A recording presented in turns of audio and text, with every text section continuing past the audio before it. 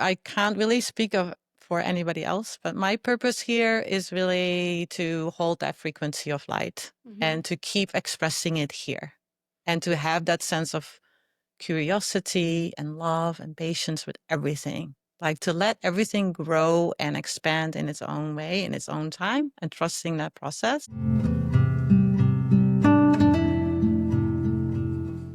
Hey, it's Stephanie. Thank you so much for tuning in to another episode of Unwritten. I have Mariella School here today. Thank you so much for being here. Thank you so much for having me. And my podcast is all about interviewing and highlighting people that have lived an unwritten path. And to me, that means that they've lived on their own terms, doing their own thing, and following their soul purpose. You, to me, have always been one of those people that I look up to and I am inspired by because you're just living fully. Do you feel not Thank to put you. you on the spot at all, but you really have. I even see you on LinkedIn with your illustrations, and we've known each other through social circles for years and through yoga and all the things. So thank you so much for being here. Thank you so much. I'm really delighted to be here and honored to. And it's your first podcast. It So I is. feel like, okay, now I can give back to you on some level and put you in the spotlight that you deserve. Oh, thank you. So tell me a little bit about who you are and tell my audience a little bit about who you are. So I guess I call myself a frequency holder because I just hold a certain frequency of light and love. And I pour that into my artwork. I've always been an artist since I was like young. I would like draw my life or give drawings as a gift to people. And then I started to become very spiritual. So I started meditating and I started leading children into meditation and into like more awareness of who they are and finding, being a cheerleader for people really. And my career ended up being like a yoga instructor and a body and light worker. So I do yoga, craniosacral work, Thai massage. I also lead in meditation and in retreats. And I continue my artwork as like an expression of love and light. That's pretty much it. And how old were you when you got into meditation? I got into meditation pretty young. When I was 20, I had like a spiritual experience Oh, do where, tell. yeah, where I had a visitation of an angel. I had eating disorders. It started kind of when I was 9, but it really exploded when I was about 18. And so then at my 20th year, I was admitted into a mental hospital to heal from anorexia. Well, And yeah, and that was, I wasn't that willing to heal from it because it felt really good for me to not eat. And I had so much, I felt like I was so alive and I was so connected. I didn't really know at that time that that's also a way of becoming more in connection to the other side, and that felt so good to me. And it's also kind of like gives you a high to not eat. Yeah, yeah, I mean, especially. fasting is, Yeah, it's very, very attractive, right? yeah. It's very. So I did get a visitation one night. My liver was very weak. I was sick. I was all by myself in the hospital. I remember it was night, and this angel came, and it's really. I didn't talk about this for 30 years. I just started talking about it 10 years ago or so. It's like a presence that is androgynous, so it's not female or male, all the way around me, but also inside me. So, but it's not creepy at all. Like it's like a very natural experience. This angel communicated with me and came with so much love and care for me, and did explain to me that if I wanted to live here, that I needed to eat, that I needed to participate and be a human being. And I also had the option to go. And that was really important to me. But I had to make a choice. So I made a choice at that time. I made a choice. It was like a divine intervention. And then I started my spiritual path, really. Like I started traveling to India back and forth. And then eventually I ended up in the United States to teach and receive the teachings of A Course in Miracles. So after the spiritual awakening, the divine intervention, then were you seeking more of that after? What was the purpose of traveling to India and then traveling to the US and working in Course in Miracles? What was your purpose in that? That's a good question. Thank you. The purpose was that I couldn't actually not do that because the energy of the angel was, there was so much love in it. It's like the love that I've never actually felt before, that kind of love.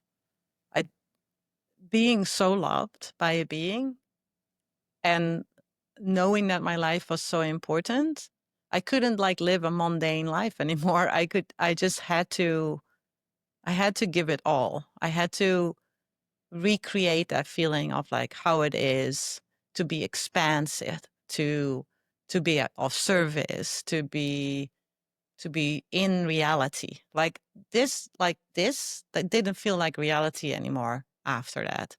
I was like, oh, I know what reality is. And I need to somehow integrate that. It's not an easy process though. Like I still had my eating disorders to deal with. I still had a hard time living with my body here on earth. I still had a hard time integrating all that information in the cells and dealing with like my ancestors and with like a collective, you know, consciousness of like, no, we're just bodies. This is real, but, you know, angels are not real. I had to deal with all of that. And that was not so easy, especially not in my 20s. Like, bless my boyfriend at the time because you know, I was struggling a lot to really be grounded, integrated. I go to India, I have a great time, like be like completely in revelatory experiences. Then I come back here to in Amsterdam. I lived in Amsterdam at the time, and I just would completely fall apart. I couldn't integrate that awareness into my daily life, and that took probably another decade or so to do that. I think that's such an important thing to say is that we can have these moments of absolute clarity and divine love, and then you look around and you're like, crap, there's a lot of work I have to do yet. And it's not an overnight, oh, my life is great now. It really is an integration process. And I know for me with meditation, it's something I do daily. And sometimes I get to this point where I do feel this this love and this beauty and these colors I don't see in the real world, and I don't want to come back, you know? But that's part of why we're here. And I'm assuming that because you're nodding that you agree. What do you think our purpose is here? Our purpose, or I can't really speak of for anybody else, but my purpose here is really to hold that frequency of light Mhm. and to keep expressing it here and to have that sense of curiosity and love and patience with everything. Like to let everything grow and expand in its own way, in its own time, and trusting that process, putting the seeds in the ground and not expecting that they will ever like turn into beautiful flowers. Like I just put the seeds in the ground every single day. I get up and I'm like, okay, my purpose is to be love, to be in love with my life, to be playful, to have a sense of humor, because that's, you know, happiness is what love is. Like my favorite lesson at the Course in Miracles is my happiness and my function are one. If I'm happy, I'm extending love. I will, you know, I will be of service, really. So yeah, it's pretty simple. And I feel, and we talked about it, this I feel that I have retired from the human condition, like the drama and the like, why me and the victimhood. I was super good at being a martyr when I was a little kid. And then, of course, with the anorexia, oh, poor her, like she's suffering. And I was suffering. And then, coming into my own was also still a lot of depression, a lot of tears, but I don't think that's bad at all. Mhm. Because it's like, just like muscles have to kind of like tear when you work them. Mhm. Like it's the same with consciousness. So like my emotional being, my mental being, it had to tear a little bit. And I had to cry and be angry and like, like feel depression to grow. But I do feel like I'm at a point now where I'm retiring from that. Like I feel so happy. Like I am consistently happy now. Abraham Hicks talks about, that tearing kind of feeling as contrast. For instance, we have to go through some of the hard stuff so that we can get to the good stuff. Yeah. So I'm assuming that you've gone through, other than anorexia, you've gone through some really hard things to get you Yes. to this point. And as human beings, we want to be comfortable. We don't want to face those hard things. We would rather be uncomfortable in the comfortableness. And instead of doing the hard thing, having the hard conversation, working out at 5 in the morning, whatever it is, we'd rather Yes. just stay in bed. So, what are some of the ways that you've had to help yourself through the hard things? I think most important was to take smaller steps, to break it down. Like if somebody would say, I have a hard time getting up at 5 o'clock to work out, then I would say like, well, what about 6 o'clock?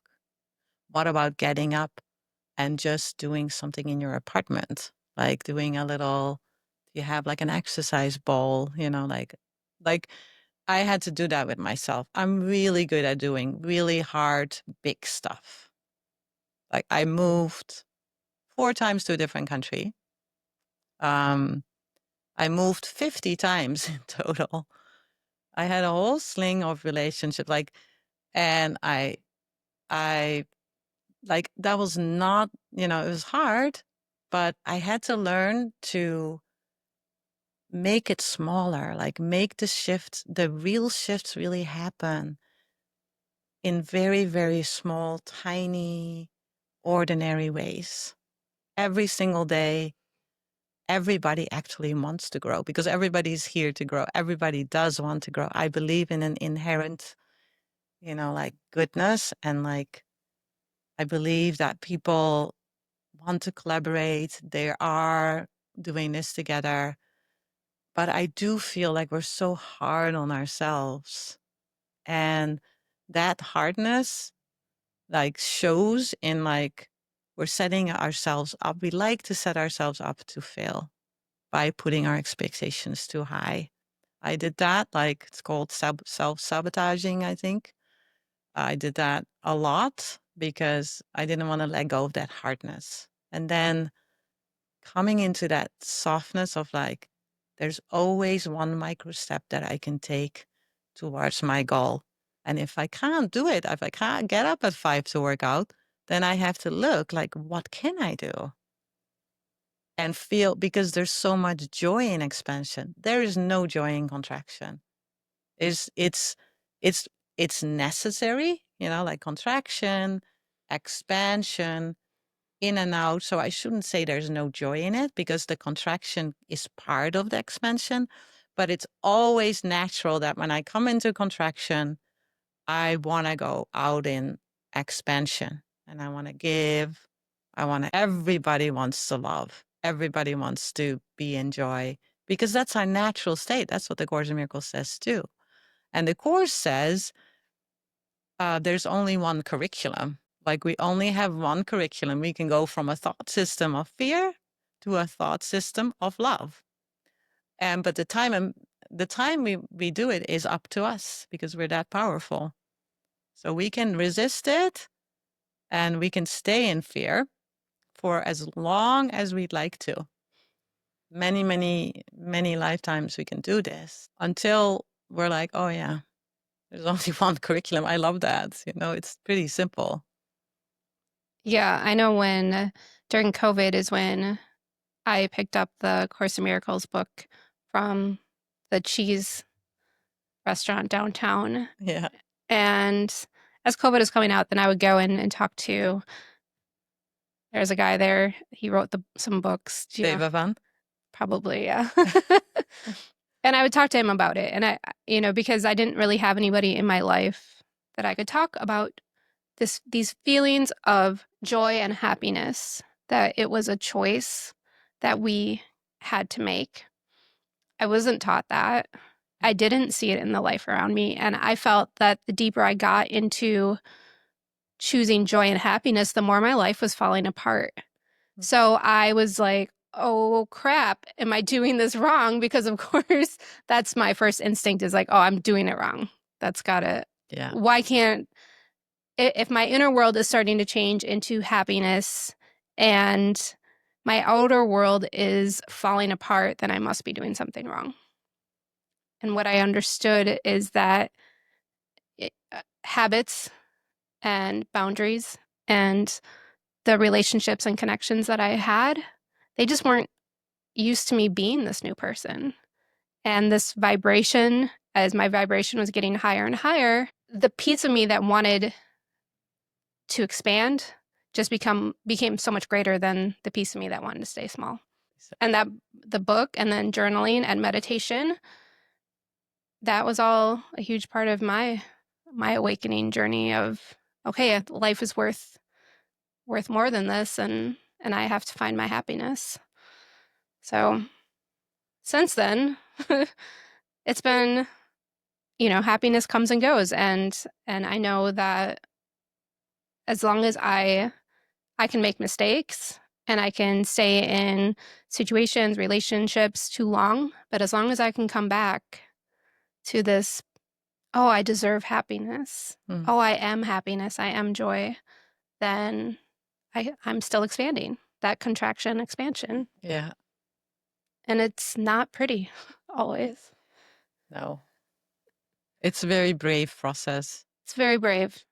I really like how you said that. Like the frequency starts to change. And then for a moment, our like dream figures, quote unquote, they're going to be like, wait a minute, that's not how we know you to be. This is not who you are. Like, and they will try to call you back to that old parameter. Mm-hmm. And that's so true. And it's getting used to it as well. Like for me, like being on earth is just feeling safe with divine energy. I feel safe with divine energy, but I know everything else here on earth is just going to change. Mm-hmm. It's going to shift. People are going to be liking me. Then suddenly they might not like me. People come and go, but reality always stays. So then my happiness doesn't have to leave me anymore because my happiness is that I'm a visitor here. I'm here temporarily to spread some light around like everybody else. There's nothing different about my path than anybody else's path. And I don't have to be afraid because I don't really belong here. Like, I mean, if I have a crappy hotel room sometimes, it can be kind of humorous, it can be kind of fun. Like I went through a very difficult time and I was like living in Madison. My daughter was in private school. She was at Waldorf school.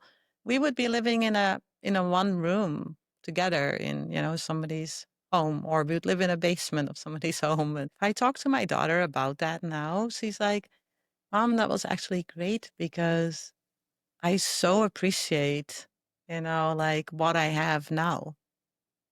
And it's everything can be used for my awakening. Everything, every experience, every relationship can be used for my awakening, or I can use everything and my relationships for staying asleep. Those are the two choices.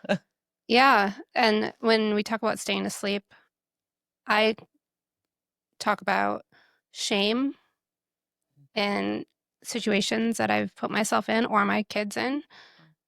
It can look like depression, like why me, victimhood. Right. Asleep doesn't mean that you're literally asleep. It means that you're asleep to that divine energy. Yeah. It's like he's saying this is like, oh yeah. Because for so long I've had to wrestle with these thoughts of, as I come out with my courses that I want to teach and the YouTube channel that I'm talking on. It's like I have to wrestle with these thoughts of like, who am I to give advice to help others because I've made so many mistakes. But it's all those mistakes that have woken me up. Yes. And if I hadn't had those, I would still be in that victimhood, in that asleep, in that feeling of like, well, it's probably going to fail, so why even try? And Y- I think for so many women, we get kind of caught in that because we don't want to rock the boat. We have people to take care of, and we don't want to look like idiots to people we don't even care about. But that's another subject. So we are in this age of women waking up. And I feel like you and I are both in a similar role of helping women in a very supportive way to wake up and find your purpose and find joy. What is something that you're working with now to keep your momentum going, your leadership going? Thanks for that question. I just want to hook it into what you were sharing about, being ashamed of some of the experiences you had in your past. Hmm.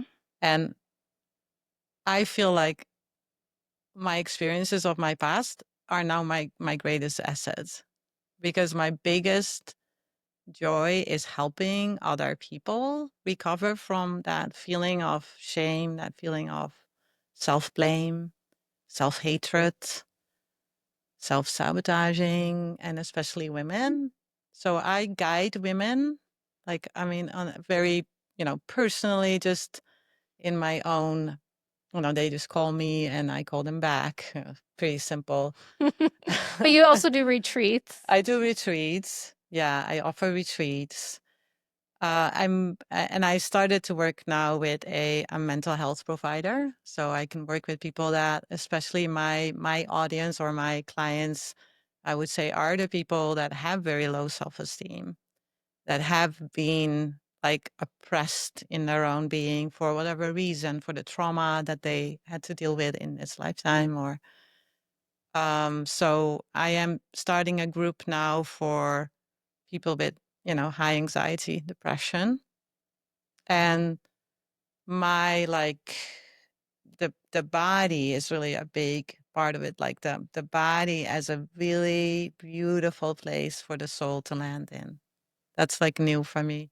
But all the experiences that I had in my life that are just s- like I didn't want to talk about them because I'm like, oh, this sounds so weird, like I'm had a baby and then I got married with someone else and then that person ended up being, like abusing drugs and alcohol. Then, like there's all this Did like, you know that that was my first marriage? I no. had a baby. I had twins. And then my first husband was abusing drugs and alcohol and had a sex addiction. Oh, wow. Yeah, not the child of my kids. Oh, wow. So, Yeah. Yeah. So see, that's like, yeah, but when we share our stories, yeah. so continue on. No, Let's hear about what happened I'm after glad that. you're Let's see. saying this because, the thing is that is so helpful. I mean, how helpful can I be if I hadn't gone to that journey and a Right. lot of heartbreak too? My last, like the relationship before the relationship I am in now, we were engaged. I thought we were so good together. I moved all the way out there. I gave up part of my business. I moved my daughter out there. We were blending families. And one day on the phone, we just said it's over. And I remember it took so long for me to recover because I had literally lost a part of myself. And I was like, what? Like, that's so strange. Like, how can I give myself so much that I lost actually the essence of myself? So that's the other thing, the other element that I'm trying to, and I think you do the same thing. Like, how can we come back to that essence and really start nurturing it? Mhm. And that's what I do. And it's, it's like it's kind of like a circus, living on Earth. We live in a circus town, Baraboo, so I can say that. Yeah, I it's have a right. big circus poster on my wall. Yeah. Yeah, it's like right It's right there. here. Yeah. Yeah. You live next to the I live circus. next door to the circus. And you live next to the train station. And all Yeah. those wagons were like, Yeah. going out all over the US. Yeah. Fascinating. It's kind of funny that that's where I moved to. After my divorce, I moved right next to the circus. Like, I still needed that circus Yeah. energy, I guess, Yeah. for a little while. Yeah. Oh my gosh. Yeah. But the circus element is now kind of, fun. It's like I'm juggling a life together and I never really know where it all fits, but I just trust the process. Yeah. Yeah. So now, like I wear the bodysuit of like a masseuse or like energy worker, doing retreats, being an artist, having, selling work and being a mom of an adult daughter, and it's so fascinating. Even just driving on the highway for me, in my little car, I'm going to my clients and I'm just like, yay. Like I'm just such a true human being, like I love it. I'm like, because at the same time, it just makes me smile all the time because I'm like, I know that I'm just a conductor of universal energy. Like I'm like, Mhm. that universal energy, everybody just gets that. Like that's our birthright. And we feel it when we're joyful, when we're happy. And there is also a certain happiness in harder feelings if we don't do it alone. Look, I could have not, if I hadn't had that visitation of the angel, I wouldn't have been here anymore. I was going down. I was just slowly dying. Not that slowly, actually. And I couldn't have done it without community either. Like Mhm. this is a collaboration. Like we're all finding each other now. We're Mhm. finding each other. Those who had an agreement to say like enough is enough. This is we're going to human eliminata. We're not human beings anymore. We're gonna beam. Our way in. But it's an agreement. Like I mean, you do too. Like we are like in each other's energy field. Mhm. And then there's other women that like I would not be able to do this alone. Yeah, and for me, this past year of podcasting has been amazing because I didn't realize why I was being called to podcast, but it is to have these connections with these amazing women that we wouldn't be sitting here talking if I wouldn't have just been like, "Hey, come on my podcast." Yeah. And there's women all over that are just lighting up, ready to tell their story and ready to step into their power. And I I 100% agree that we are headed towards something far greater than what we have experienced thus far. Yeah, and you said something before we started this podcast. You said something really beautiful about like the feminine energy, like stepping forward, and it's a different kind of energy. It's like it is embedded in community. Like I am connected to community because that's the feminine energy. It's very caring, it's very nurturing and intuitive. It's not like one and one is two. It's like no, one and one is like zero, or one and one is infinite. Like Mhm. it's like there's like this revelatory mind and the body like of a female is like so connected to the earth as well and the cycle of the earth. And I hope and I feel like that's coming, that like that energy is now gonna be able to lead the way, and that the male, the people that are born as males, well, I mean, are like carrying the male energy. That could be female too. I mean, like female and male is hard now, right? Because it's like, what is that? Like, could we Right. just be ourselves? Like we don't have to give it a gender anymore. but that there is like a holding space, that there's actually a container for that energy, and that females are gonna really see, oh my gosh, I am a container of this incredible energy that just flows through me, and I'm gonna listen to it, and I'm gonna be much more free in my expression of it. And that's happening. That's definitely happening. Yeah. What do you think, as we do grow into this empowering feminine world of allowing nurturing, what are men supposed to be doing right now? What do you think men are supposed to be doing right now? Because there there's a lot of drug abuse right now that it's really hard to create a home because housing prices are expensive. You know, there's all these things that men have traditionally done. What are they supposed to be doing right now? I feel like they should be the gatekeepers. Like the safety, kind of like Hmm. The provide ones that are safety. helping create the space for the woman to be able to invite that energy in, like the Mm, oyster around the pearl, or like the gardener that's creating the garden plot so the woman can, put the flowers in, put the seeds in, put the beautify the world. And like there's and that tender energy, and that, like, women are like decorators. Like when you look at a house, you can often see, like, oh, this is a house, there's no woman there, because mhm, there's like, you don't see the flowers around the house, or the mhm. and I feel like that's the role of the man is actually pretty important too. Oh, And for I think, sure. Yeah. yeah, I mean, for me, like, I guess to be that, also that protective element of the feminine energy, but not in a way that's like mansplaining or trying to control, but to really honor that energy. Because it's like, eventually, just like that angel, we're going to beings, complete beings, where every man has an integrated female, and every female body has an integrated male. And yeah, that's really happening now. I see that I'm so grateful for that too.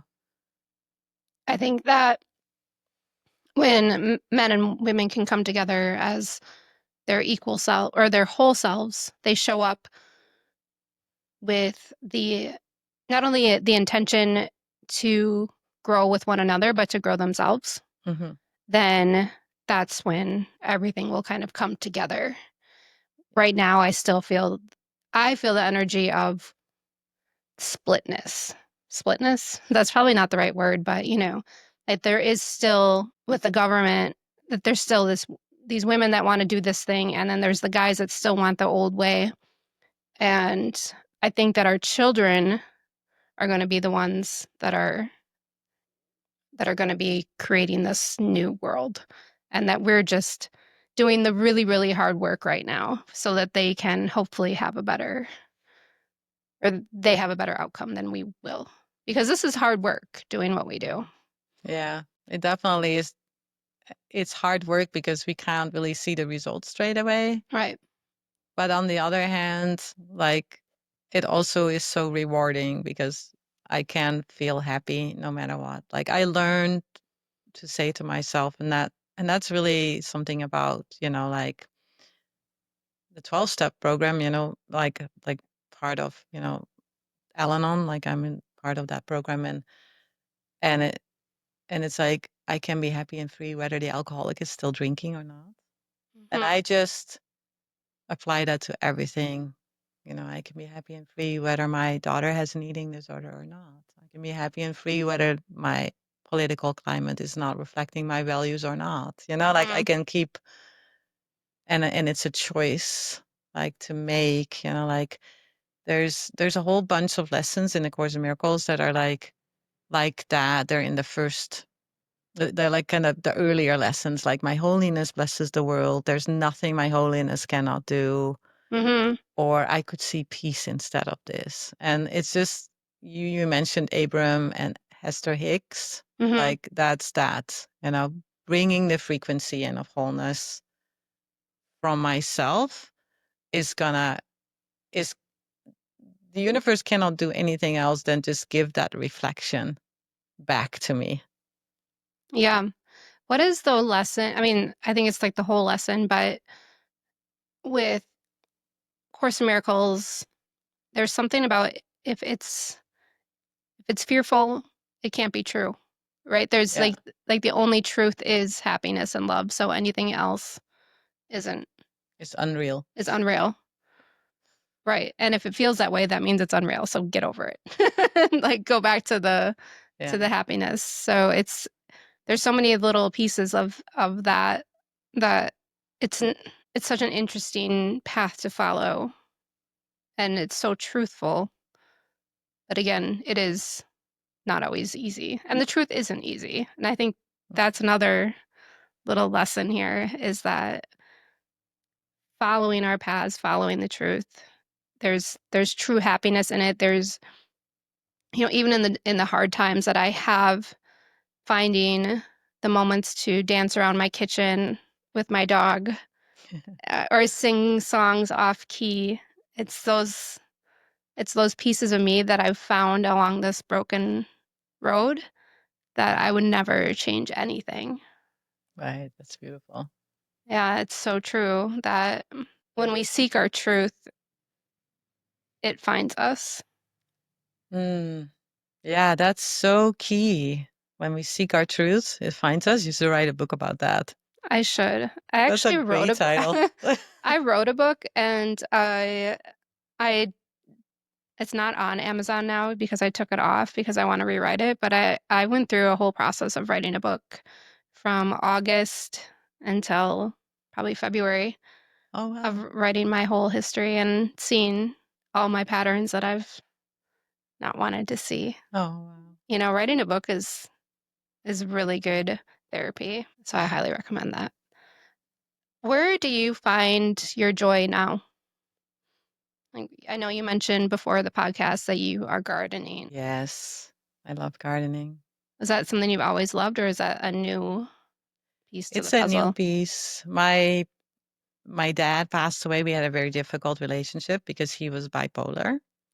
And since his passing, which was incredibly beautiful, like I saw the angels surrounding him and he finished his life so beautifully. I was the only one there when he passed. And I was just like, you did it. You finished this so beautifully. And it was this little sigh of him, like this, it was just, and since then, he just has been, Jake is feeling it too. That's so Jake cute. sighed just now. Yes. So intuitive. I feel like my dad is so much with me now, and my dad was really into gardens. Okay. And so now I am like, and he's just with me, and it's my communication with my dad, and I'm with my dad when I'm gardening. And it's also like it's just like an excuse to be part of nature, to be part of the wind and all the shifting patterns. And it's like, I feel like I always judged, the tone of my emotions so much, but I don't judge it when a big cloud is coming over and blocks the sun. Mhm. And it's like I learn so much from nature.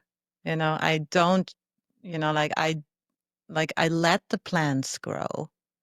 I see it when the apple trees, like we have a big orchard too, the apple trees take more time to blossom than the pear trees. And I'm not saying, oh, you guys, like you should be blossoming right now, like, and I use that with my clients and too, like this, this might be a dream. This might be, like a matrix, but it's very true for all these people. Like these feelings are real.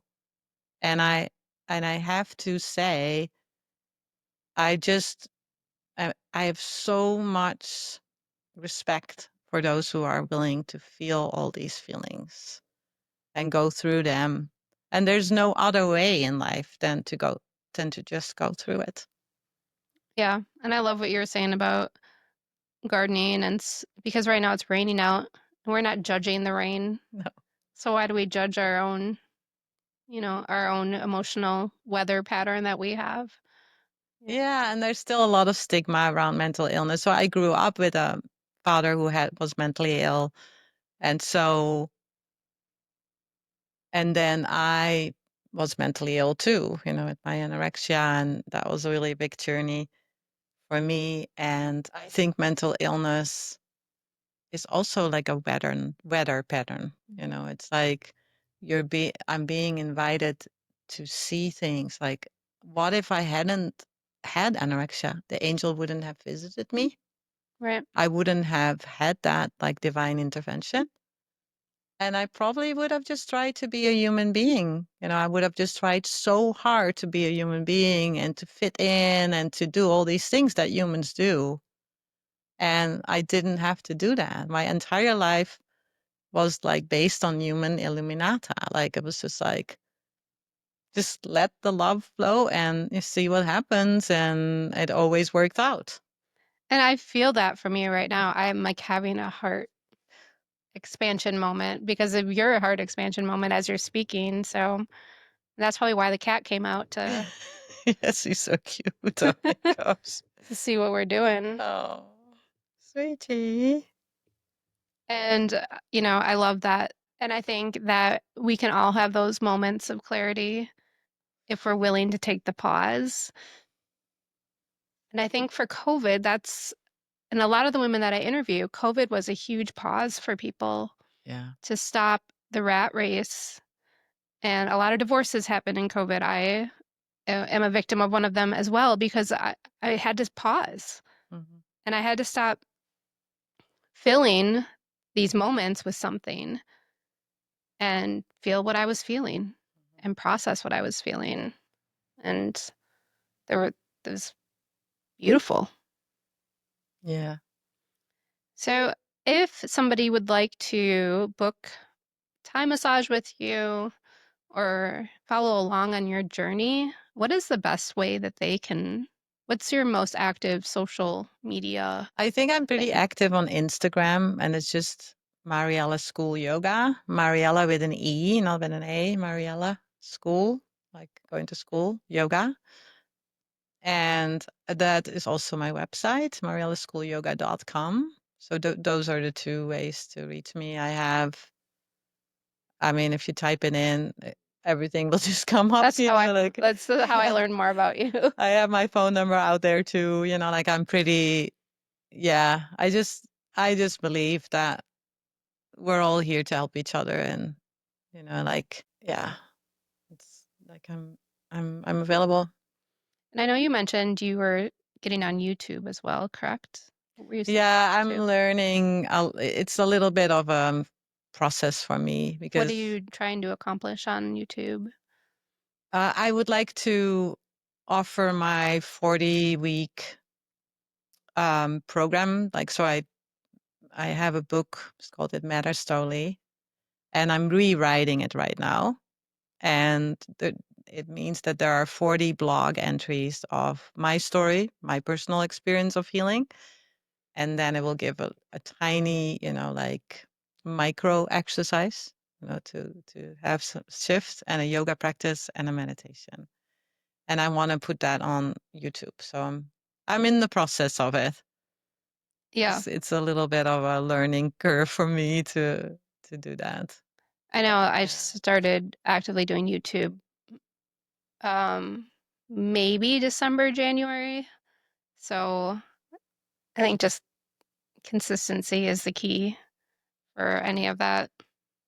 I have 104 subscribers at this point in my life, and that's very exciting. Beautiful. Yeah, I went from 7. I think I started at 7, and it's something I've wanted to do for years is have a YouTube channel and just talk about my own journey and things that I've learned.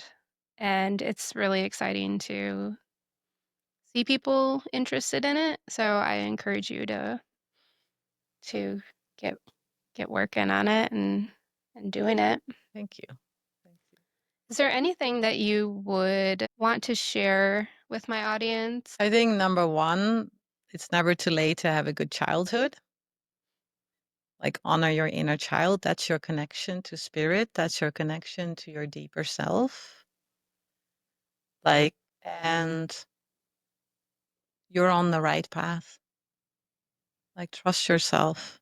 Like, really, like, I feel like, especially women, we have, it's kind of inherent in us to have, to be humble and to have low self-esteem and to always focus on others. Like, take time every day to focus and to listen because you have so much to give, and giving and receiving is one. So when I really started giving from myself, I just I started receiving and setting boundaries. Set boundaries, to create that time for yourself. Even if it's just a little time, create that like little, like just like you have to put a fence around a young tree, otherwise the deer will just eat it. The dogs will pee on it.